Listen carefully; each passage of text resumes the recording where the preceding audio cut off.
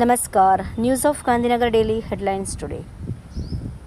યુમનામ ખેમચંદસિંહ બન્યા મણિપુરના નવા સીએમ. રાષ્ટ્રપતિ શાસન હટ્યા બાદ રાજ્યપાલે લેવડાવ્યા શપથ.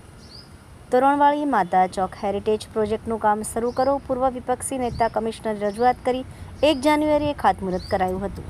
3 વર્ષમાં 28,290 કેન્સરના દર્દીઓએ સરકારી યોજનામાં સારવાર કરાવી. સરકારે હોસ્પિટલોને ₹50 કરોડ ચૂકવ્યા. ડોનાલ્ડ ટ્રમ્પે હાર્વર્ડ યુનિવર્સિટી પાસેથી $1 બિલિયન નુકસાન માંગ્યું. જમ્મુ કાશ્મીરમાં ઉધમપુરમાં સેના અને આતંકવાદીઓ વચ્ચે અથડામણ. 2 આતંકીઓ ગુફામાં છુપાયા. મુંબઈ એરપોર્ટ પર એર ઇન્ડિયા ઇન્ડિગો ફ્લાઇટની પાંખો અથડાઈ.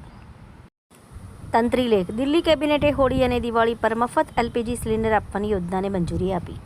ગ્રીન કાર્ડ ચેતવણી. 1 માર્ચ 2026થી કાયદેસર કાયમી રહેવાસીઓ માટે કોઈ વ્યવસ્થા લોન નહીં. શ્રી સ્વામિનારાયણ ગુરુકુળ વિદ્યાલય અંકલેશ્વરમાં આનંદ મેળાનું હર્ષોલ્લાસભર્યું આયોજન કરાયું. જાયન્ટ્સ ગ્રુપ ઓફ બોટાદ દ્વારા મેગા હેલ્થ ચેકઅપ કેમ્પ યોજાયો.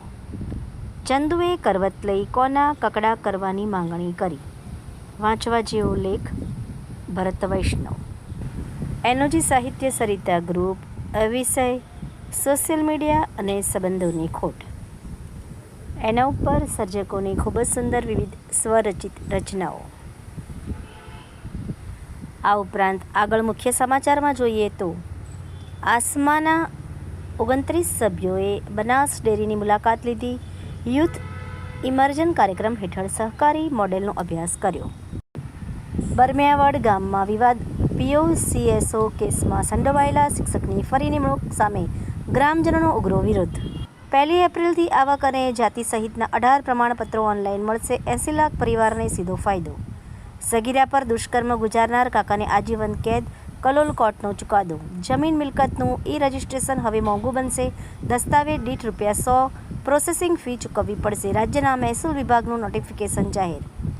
ગાંધીનગરના પરિવહન ક્ષેત્રે પર્યાવરણલક્ષી ક્રાંતિ. મનપા અને JBM વચ્ચે 100 ઇલેક્ટ્રિક બસો માટે કરાર સંપન્ન. આભાર. મીનાક્ષી રાવલ, ગાંધીનગર. ન્યૂઝ ઓફ ગાંધીનગર દૈનિક જનફરિયાદ ન્યૂઝ.